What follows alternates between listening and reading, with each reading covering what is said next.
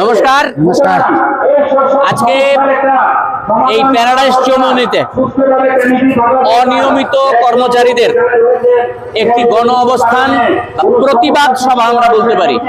কেন এই প্রতিবাদ সভা? দীর্ঘদিন ধরে তারা অনিয়মিত কর্মচারী হিসেবে আছেন। ইতিমধ্যে এই গণ অবস্থানে উপস্থিত হয়েছেন একজন এই অনিয়মিত কর্মচারী, দীর্ঘদিন ধরে রয়েছেন। তার পরিচয় হচ্ছে উনি আনন্দ চাকমা। তার কাছেই আমরা জানবো, তবে তিনি জবাবটা দেবেন চাকমা ভাষায়। আমরা সংক্ষিপ্তভাবে হলো বাংলায় তার রূপান্তর করে দেবো আপনার কাছে। আনন্দবাবু, আমাদের খবরদার কথানয়ের পক্ষ থেকে আপনাকে আন্তরিক শুভেচ্ছা জানাই। আজকে এখানে আপনার উপস্থিতি কেন এসেছেন? আমাদের দীর্ঘদিনের দাবি, 15 বছর যাবৎ আমরা স্বাস্থ্য দপ্তরে আপনি চাকমাতেও বলতে পারেন পরিষেবা দিয়ে আসছি, কিন্তু আমাদের দাবি হলো রেগুলার করার জন্য। আমরা 10 বছরে যে মেমো আসলো, 10 বছর পূর্ণ হলে রেগুলার, এটাইও সরকার আপাতত বন্ধ করে রাখছে, হোল্ড করে রাখছে, এটা যেন উইথড্রল করা হয়। এটা তো চাকমাতে অনেক চাকমা ভাষায় বলুন, বলুন, কোনো অসুবিধা নাই। 10 বছর ধরে আমরা হেলথে মানে সার্ভিস দিয়ে আসছি, কিন্তু আমাদের রেগুলার হয়েছে না। এখানে আইসেন কেন? আমরা দাবি হলো এখানে 10 বছর পূর্ণ হলে রেগুলার করার আসলো, রেগুলার হয়েছে না। এইটা লাগে আমরা আইসি রেগুলারের জন্য। রেগুলার করার লাগে আন্দোলন করতাম আর কি। আপনাদের যে এই দাবি, এই দাবিটার আপনি ব্যক্তিগতভাবে এই ধরনের কর্মচারীর সংখ্যা কত আছে সমস্ত ত্রিপুরা রাজ্যে? আমরা শুনছি প্রায় 30,000-এর মতো। আমার তো এত ডিপার্টমেন্টে মানে কোন ডিপার্টমেন্টে আছে? আমি হেলথে মোটামুটি 900 কতজন আসলে। আচ্ছা, এরকম আর কি। আপনি কতদিন ধরে আছেন? আমি 15 বছর যাবত। 15 বছর যাবত কোন জায়গায়? Kanchanpur sub division hospital. Kanchanpur sub division hospital. এই যে দাবিটা এর আগেও কি আপনারা করেছিলেন সরকারের কাছে? অনেকবার মানে সরকারের কাছে সিটি মাধ্যমে হোক, মাধ্যমে হোক জানিয়ে দিয়েছি, এবং কি আমার কেসও করছি। কেস করিয়া রায় দিয়েছে, প্রথম ব্রাঞ্চে রায় দিয়েছে 6 মাসের মধ্যে রেগুলার করার লাগে দিয়েছে। এরপরে সরকার পক্ষ দ্বিতীয় ব্রাঞ্চে গেছে, দ্বিতীয় ব্রাঞ্চে গিয়া এখানে আমরা জিতছি। এখানে কইছে সমকাজে সমবেতন দিবে লাগে, রেগুলারের কথাটা কইছে না। এই গণ অবস্থানে কি আইসেন আপনারা বাধ্য হয়ে? বাধ্য হয়ে এত বছর সরকারের কাছে কোনো মিউতি করিয়াই কোনো কিছু কাজ হয় না দেখিয়া আমরা আন্দোলনমুখী হয়ে পড়েছি। কি আশা করতেছেন এই আন্দোলন থেকে? আশা রাখবো সরকারের 10 জানুয়ারিতে বিধানসভা অধিবেশন বইব, এখানে যেন আমাদের সমাধান করে রেগুলার করা হয়, এইটা প্রপোজাল যেন হয়। আনন্দবাবুর মতো অনেকেই এখানে আছেন যারা এই আন্দোলনে সাথী হয়েছেন। দীর্ঘদিন ধরে তারা বলেছেন যে তাদের নিয়মিত করার জন্য, কিন্তু সরকার পক্ষ থেকে হাইকোর্টের জাজমেন্ট হওয়া সত্ত্বেও, বলা সত্ত্বেও, আদালতের রায় পাওয়া সত্ত্বেও তারা কোনো রকম সদর্থক জবাব পাননি সরকারের পক্ষে। ফলে বাধ্য হয়েই আনন্দবাবুরা আজকে এখানে উপস্থিত হয়েছেন। বেশ কয়েক হাজার মানুষ এখানে উপস্থিত হয়েছেন। আমরা পরবর্তী সময় অন্যান্যদের কথাও আপনাদের কাছে নিয়ে যাব। অসংখ্য ধন্যবাদ আনন্দবাবু। আপনারা আন্দোলন সঙ্গে আমাদের এই খবরদার কথা নয় আপনাদের পাশে আছে। আচ্ছা, আমি দেখি মাঝামাঝি। এই গণ অবস্থানে যিনি এসেছেন, দীর্ঘদিন ধরে স্বাস্থ্য দপ্তরের একজন কর্মী, জিবি হাসপাতালে রয়েছেন বাবুল আচার্যকে আমরা পেয়ে গিয়েছি। বাবু, কেন এলেন আজকে গণ অবস্থানে? আজকে আমাদের আসার একমাত্র কারণ, আমরা দীর্ঘদিন ধরে স্বাস্থ্য পরিষেবার সাথে যুক্ত। আমরা স্বাস্থ্য পরিষেবা দিয়ে যাচ্ছি, কিন্তু সরকার আমাদেরকে নিয়মিত করছে না। যশ সামান্য টাকা দিয়ে আমাদের 8 ঘন্টা ডিউটি করতে হচ্ছে, তার মধ্যে আমাদের নাইট, শিফটিং, ইভিনিং সব ডিউটি করতে হয়। কিন্তু এই অল্প পয়সা দিয়ে আমাদের সংসার প্রতিপালন করা খুবই মুশকিল এবং কষ্টসাধ্য। আমরা বারবার সরকারের দৃষ্টি আকর্ষণ করেছিলাম, যে আমাদেরকে নিয়মিত করার জন্য। কোনো সরকার আমাদের সেই দাবির প্রতি কোনো সহানুভূতি করেননি। বিগত সময়ে যখন এই সরকার 2017 সালে সরকার একটা সংগঠন করেছিল, সেই সংগঠনের বিভিন্ন নেত্রীরা বিভিন্ন ধরনের স্বপ্ন আমাদেরকে দেখিয়েছিল যে সরকার পরিবর্তন হলে সমস্ত নিয়মিত কর্মচারী এক যুগে নিয়মিত হবে। কিন্তু আজকে এই সরকার প্রতিষ্ঠিত হয় এবং কোনো অনিয়মিত কর্মচারী তীব্রতা থাকবে না, কোনো অনিয়মিত কর্মচারী রাস্তার নামে আন্দোলন করতে হবে না, আপনি সমস্ত অনিয়মিত কর্মচারী নিয়মিত হয়ে যাবে। কিন্তু ভাগ্যের কি নির্মম পরিহাস, আমরা যখন 2018 সালে নতুন সরকার প্রতিষ্ঠিত হলো, নতুন সরকারের প্রথম ক্যাবিনেটেই আমাদের জন্য একটা দুঃসংবাদ আসলো। বিগত সরকারের যে একটা স্কিম ছিল নিয়মিতকরণ, 10 বছর হলে নিয়মিতকরণ করা হবে, সেই স্কিমটা তারা বাতিল করে দিল। সেই দুর্ভাগ্যের দিনে আমরা ভেবেছিলাম যে নতুন সরকার নতুন আঙ্কি নাই আমাদের স্বপ্ন পূরণ করবে, কিন্তু আজকে 6 বছর হয়ে গেল আমাদের কোনো কিছুই হচ্ছে না। বারবার আমরা মাননীয় মুখ্যমন্ত্রী স্বর্ণপূর্ণ হয়েছি এবং তাকে চিঠি দিয়েছি, কিন্তু আমরা দাবির প্রতি বিন্দু মতো সহমতি নাই।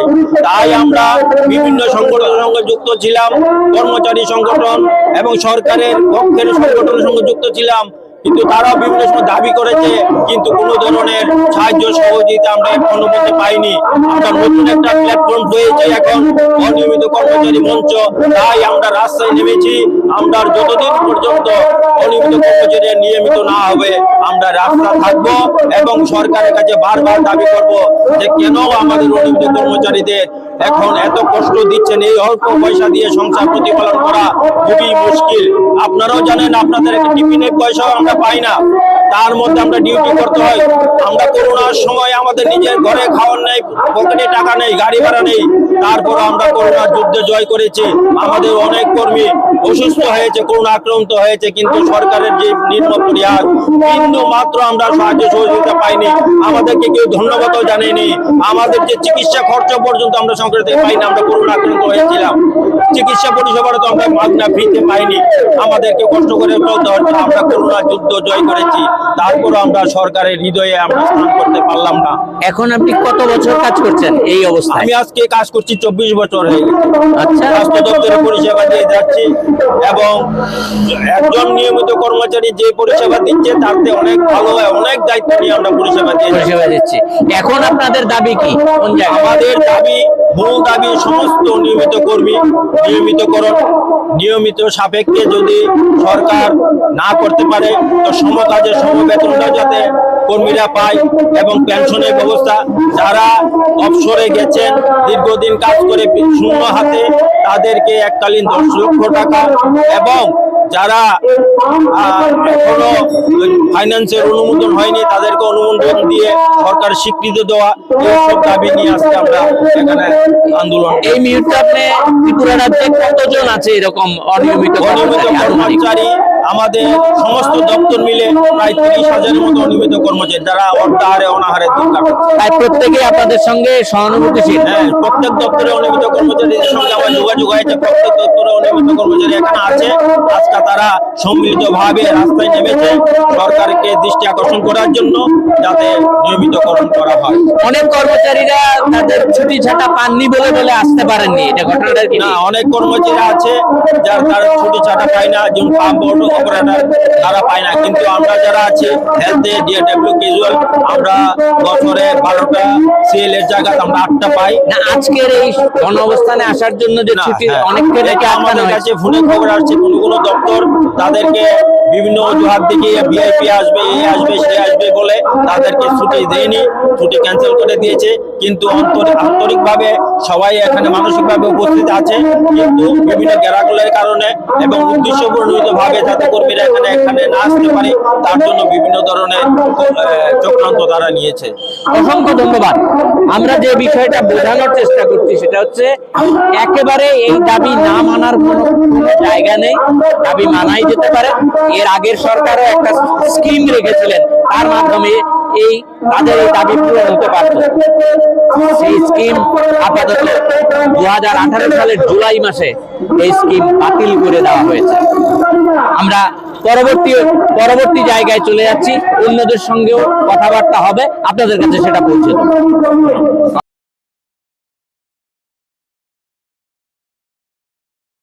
রাজ্য সরকারের নিকট বহুবার আমরা গিয়েছি, আমাদের যে আবেদন আছে, আমাদের যে সমস্যার কথা আছে, সেই কথা জানানোর জন্য গিয়েছে।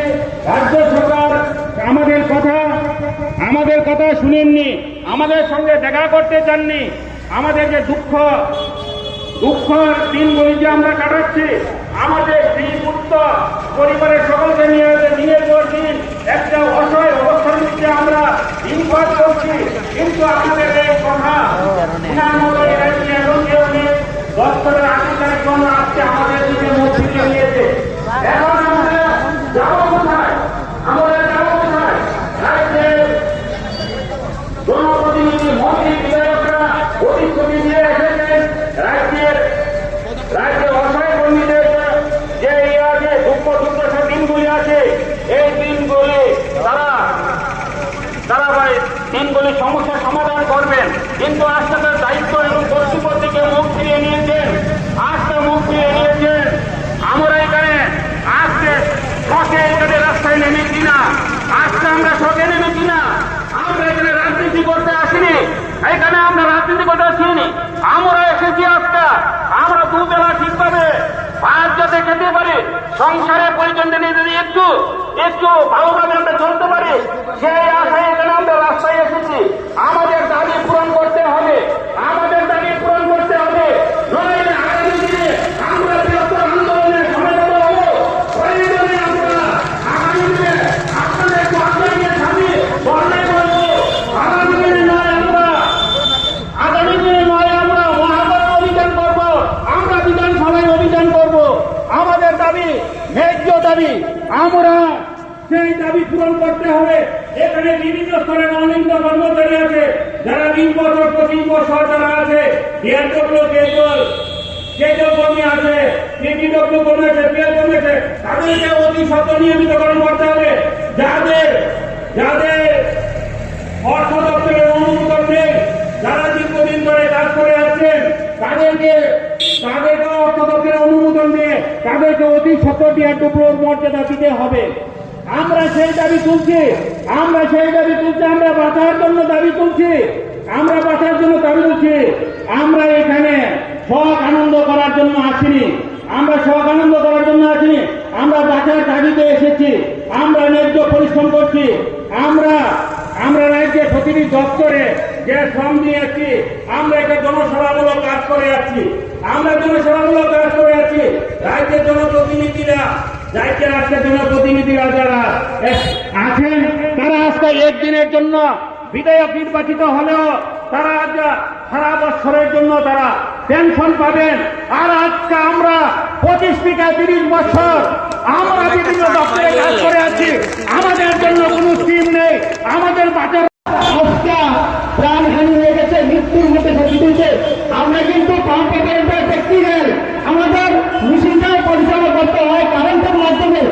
বহু অপারেটর আমরা 26 বছরের অভিজ্ঞতা দেখছি, বহু অপারেটর মেশিন চালাতে গিয়ে তারা কারেন্টে কষ্ট করে মারা যায়, অথচ এই ফ্যামিলিতে কোনো সরকারি অনুদান, কোনো সুযোগ সুবিধা পায়নি। তাছাড়া আপনারা জানেন, ওয়াটার রিসোর্স যারা নদীতে হুডকলের মাধ্যমে হুডকল দিয়ে জল তুলতে হয়, সেই হুডকল নদীতে নেমে ওই ধূপ দিয়ে এই হুডকল পরিষ্কার করতে হয়। জালি এরকম বড় বড় জালি থাকে, সেখানে হাত ভিতরে দিয়ে পরিষ্কার করতে হয়। আমাদের ত্রিপুরা এই পর্যন্ত অনেক অপারেটর এই নদীতে ডুব দিয়ে হুডকল পরিষ্কার করতে গিয়ে ভিতরে আটকিয়ে মারা গেছেন, অথচ তাদের জন্য কোনো ব্যবস্থা হয়নি। যারা আমরা পাম্প অপারেটর যারা আছি, আমরা কনসেন্ট্রেট স্টাফ দুটো দপ্তরে আছি, একটা হচ্ছে ওয়াটার রিসোর্স আর একটা হচ্ছে ডিডব্লিউএস। আমরা প্রতিনিয়ত আমরা এই সমাজ, এই দেশকে আমরা পরিষেবা দিয়ে যাচ্ছি। নিয়মিতকরণ করতে হবে, সমকাজে সমমোচনে দিতে হবে, নিয়মিতকরণের আইনটি বাতিল করা চলবে না,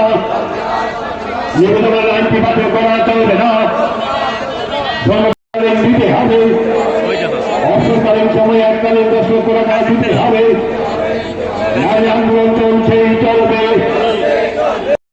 বুক পুষ্ট চাকরি খাই দं दाबो খবর পারি না পাওয়া পরে এটা আচ্ছা এক জায়গাতে চাকমা আচ্ছা আপনার ভাষায় বলেন না যে আপনি কেন এসেছেন এখানে, আপনার ভাষায় বলেন। চাকমা থেকে বলেন।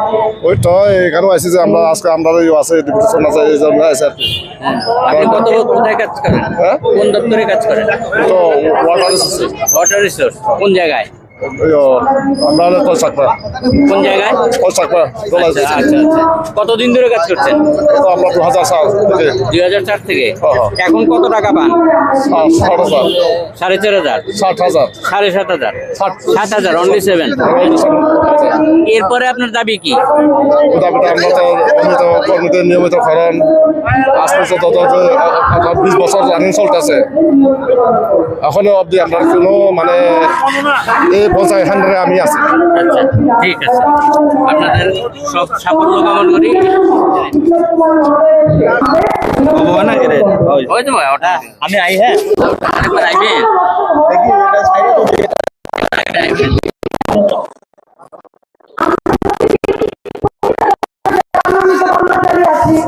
কাজ করেই যাচ্ছে, কিন্তু বিনিময়ে কোনো কিছুই পাচ্ছি না। এমনকি আমরা যদি একদিন না চাই আমাদের অসুস্থ হলেও আমাদের কাজ করতেই হয়। আগামী 10 তারিখ জানুয়ারিতে অধিবেশন করে আপনারা দেখবেন পত্র পত্রিকাতে পর্যন্ত উঠে কারা নিব, কেন দিব? সাধারণ আমরা অভিযুক্ত কর্মচারীকে আমার পেটে রাখে মারে, সেটা আপনারা জানবেন। দাদারা দিদিরা সবাই বয়স্ক লোক আজকে 2 বছর 3 বছর 4 বছর তারা থাকো, তারা অবসরে চলে যাবে। আমরা যেগুলো কি জীবনে কখনো হয়েছি, আমরা আন্দোলনের জন্য আগামী দিনে যদি আমাদের প্রোগ্রাম রাখে তাহলে আমরা সবাই আর যেই সরকারটাকে পাল্টে আরেকটা সরকারকে আমরা ভোট দিয়ে ক্ষমতায় আনলাম, ক্ষমতা আসার সাথে সাথেই জুলাই মাসের মধ্যেই কলমের এক খোঁচায় ওই আইনটিকে বাতিল করে দেওয়া হলো। মানে এখন আর আপনি আর অনিয়মিত কর্মচারী 10 বছর কাজ করলে নিয়মিত হতে পারবে বা ডিআরডব্লিউ হতে পারবে সেটা আর নেই। এই আইনটিকে ধরে যে হাইকোর্টে যাওয়া, কোর্টে যাওয়া, সেই রাস্তাটাও তারা বন্ধ করে দিয়েছে। কারা বন্ধ করেছে? যাদেরকে আমরা ক্ষমতায় আনলাম, ভোট দিয়ে নির্বাচিত করলাম। আমরা সবাই এখানে বলছি যে আমরা কোনো রাজনীতি করি না, কিন্তু সবচেয়ে বড় রাজনীতিটা আমাদের সাথেই হলো। আমরা যাদেরকে নির্বাচিত করলাম, ক্ষমতা আসার পরে তারাই এক কলমের ঘুষায় আমাদের অধিকারটাকে মানে ময়লার যে বাক্স ডাস্টবিন, সে ডাস্টবিনে তারা ফেলে দিল। আমি সেটাই বলছি যে এই আন্দোলন করার ফলে আমরা আন্দোলন করছি, আমরা রাস্তায় আছি। যারা কাচের ঘরে থেকে আমাদের অধিকারটাকে ময়লা বাক্সে ফেলেছেন, আমরা সেই ময়লা বাক্স ভেঙে আবার নতুন আইন তৈরি করব। তার জন্য আমরা রাস্তায় আছি, আমরা কাচের ঘরে যাব না, তাদেরকে এই রাস্তায় নামতে হবে আমাদের এই সমস্যা সমাধান করার জন্য। কারণ এখানে ভাবতে হবে, আজকে যাদের অধিকার নিয়ে তারা ছিনিমিনি খেলছেন, আগামী দিনে তাদের ভোটে তাদেরকে নির্বাচিত হতে হবে। এই 35,000 যে অনিয়মিত কর্মচারী আছেন, প্রত্যেকের ঘরে যদি 3টে করে ভোট থাকে, 1 লক্ষ ভোটার আছে। এই 1 লক্ষ ভোট যদি তাদেরকে না দেয়, ত্রিপুরার 60টি বিধানসভার মধ্যে কিন্তু যে কোনো সরকারের পক্ষে ক্ষমতা আসা সম্ভব না। আমরা এটা দেখেছি ত্রিপুরা রাজ্যে শুধু এই অনিয়মিত কর্মচারী না, যাদের একটা স্কিম যে কোনো সরকার তৈরি করতে পারে। যদি আপনি আগে সরকারের স্কিমটাকে বাতিল করেন, বাতিল করার জন্য তো আমরা ভোট দেইনি, আমরা দিয়েছিলাম এর থেকে উন্নত একটি স্কিমের জন্য, যে স্কিমটা ওই সরকারের আমলে ত্রুটিযুক্ত ছিল। 10 বছর কেন হবে, 5 বছর কেন হবে না? আমাদের অ্যাপয়েন্টমেন্ট লেটারে কেন এই 5 বছরের কথাটা উল্লেখ থাকবে না? 5 বছর পরে স্বাভাবিকভাবে আমরা নিয়মিতকরণের দিকে চলে যাব, যেটা এখন সরকার প্রত্যেককে দিচ্ছেন, কিন্তু আমরা সেটা পাইনি। আর সেই সাথে ত্রিপুরা রাজ্যে আরো অনেক স্কিম ওয়ার্কার আছেন, আপনারা জানেন, মিড ডে মিল আছেন, আশা ওয়ার্কার আছেন, অঙ্গনওয়াড়ি ওয়ার্কাররা আছেন। আমরাই ত্রিপুরা রাজ্যে অঙ্গনওয়াড়ি ওয়ার্কার এবং মিড ডে মিল ওয়ার্কারদের জন্য 2015 সাল থেকে লড়াই করেছি। 2015 সালে বামফ্রন্ট সরকার ও আদেশ সরকার কলমের এক খুঁচাতেই জুন মাসে অঙ্গনওয়াড়ি কর্মীদের 60 বছর হওয়াকালীন অবসরে পাঠিয়ে দিল, বিনা পয়সায় 1 টাকা ছাড়া তাদেরকে বাড়িতে ফেরত পাঠিয়ে দিল। আমরা রাস্তায় নেমে লড়াই করেছি। আমাদের এই লড়াইয়ে ওই সময়ে যে সরকার ছিল, সরকারের চলতি বাহক যে অর্গানাইজেশন ছিল, সেই অর্গানাইজেশন রাস্তায় নেমে বিরোধিতা করেছিল, আমাদেরকে আটকে দিয়েছিল, আন্দোলন প্রতিহত করার চেষ্টা করেছিল। কিন্তু আমরা রাস্তায় নেমে সেই আন্দোলন করে সরকারের কাছ থেকে আমরা আদায় করেছি অবসরকালীন সময়ে অঙ্গনারী কর্মী এবং হেল্পারদের এককালীন আর্থিক সুবিধা দিতে হবে। বাধ্য হয়েছিল ওই সময় বামফ্রন্ট সরকার আমাদের সেই দাবি মেনে নিতে, তাদেরকে এক পেনশন দিতে পর্যন্ত সরকার বাধ্য হয়েছিল। তাই আমি বলছি এই আন্দোলনে যারা শরিক হয়েছেন অনিয়মিত কর্মচারীরা, তাদের হতাশ হওয়ার কিছু নেই। আজকে যারা এখানে উপস্থিত হয়েছেন, এটা একটা আশাজনক যে এই সরকারের বিরোধিতা করে, এই সরকারের একটি পলিসির বিরোধিতা করে একটি মাত্র পলিসি, একটি মাত্র নীতি, যে নীতির কারণে আজকে তারা রাস্তায় নেমেছেন। আমরা তাদের পাশে আছি। আমরা যদি রাস্তায় থাকি, সরকার বাধ্য হবে আমাদের এই নীতিটা গ্রহণ করার জন্য, যে আমাদেরকে রেগুলার করতে হবে। রেগুলার করার পরে বাকি সব দাবিগুলি মিটে যেতে পারে। 10 লক্ষ টাকাও আমরা অবসরকালীন সময় পেতে পারি। আমরা নিয়মিত হওয়ার জন্য যা যা আমাদের ফেসিলিটি আছে, সুবিধা আছে, ছুটি আমরা পেতে পারি, মেডিকেল লিভ আমরা পেতে পারি, সবকিছু আমরা পেতে পারি যদি আমাদের একটি মাত্র পলিসি সরকার গ্রহণ করে, সেটা হচ্ছে নিয়মিতকরণ। এই নিয়মিতকরণের আইনটাকে সরকার যেটা বাতিল করেছিল, সেটা পুনঃপ্রতিষ্ঠা করতে হবে। তার মধ্যে যে ত্রুটিগুলি ছিল, সেই ত্রুটিগুলিকে সংশোধন করে প্রতিষ্ঠিত করতে হবে। তার জন্য আমাদেরকে রাস্তায় থাকতে হবে। রাস্তায় আমরা থাকবো, রাস্তায় থেকে আমাদের অধিকারগুলিকে আদায় করবো। আজকের আন্দোলনের শেষ নয়, সামনে আরো লড়াই আমাদের করতে হবে। এই কথা বলে আপনাদের সবাইকে অভিনন্দন জানিয়ে আমি আমার বক্তব্য শেষ করছি। সমস্ত অনিয়মিত কর্মচারীদের নিয়মিত করার করতে হবে। নিয়মিতকরণ সাপেক্ষে সমকাজে সমমজুরি দিতে হবে। নিয়মিতকরণ সাপেক্ষে সমকাজে সমমজুরি দিতে হবে। দেখেছেন, আমি বিশেষ কিছু বলবো না।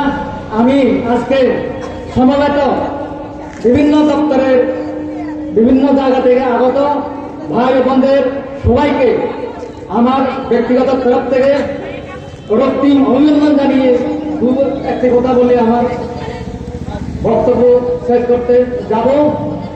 আজকে যে আমাদের ত্রিপুরা রাজ্যের এই অবস্থার জন্য দায়ী সরকার কি প্রতিশ্রুতি দিয়েছিল আমাদেরকে? আমরা আজকে অনিয়মিত কর্মচারী হিসেবে আমাদের তো আজকে এখানে পিকনিক করতে আমরা আসি নাই, আমরা আজকে মনের সঙ্গে এখানে আসি নাই।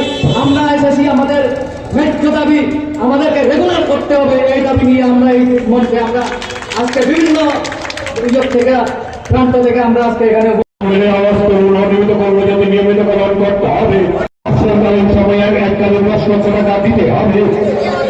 এই ধর্ণা মঞ্চ থেকে আমার তরুণদের অবসরকালীন সময়ে এককালীন 10 লক্ষ টাকা দিতে হবে। নারী আন্দোলন চলবে, নারী আন্দোলন চলবে। সংগ্রামী বন্ধু, এবার বন্ধ করে দেন না, সুইচটা বন্ধ করে দিলি। ত্রিপুরা অনিয়মিত কর্মচারী মঞ্চের আবার এবং বরিষ্ঠ আইনজীবী এবং আমাদের মানবাধিকার কর্মী প্রশস্ত রায় বর্মন, যার উদ্যোগে আজকে এই মঞ্চ গঠন করা সম্ভব হয়েছে। তারই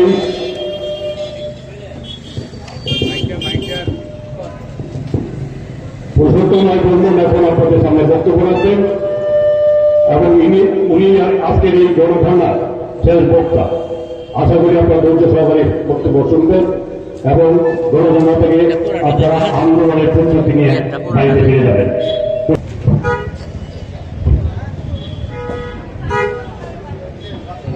আজকে 4 জানুয়ারি 2025 ত্রিপুরা রাজ্যের অনিয়মিত কর্মচারীদের জীবনের একটি উল্লেখযোগ্য দিন। আমরা এখানে গণধর্ণায় সামিল হয়েছি। এখানে যারা উপস্থিত হয়েছে 30,000 অনিয়মিত কর্মচারী এবং তাদের পরিবার পরিজনদের প্রতিনিধি হিসাবে রাজ্যের বিভিন্ন প্রান্ত থেকে এসেছেন, তাদের সবাইকে আমি অভিনন্দন জানাই। এটাই তো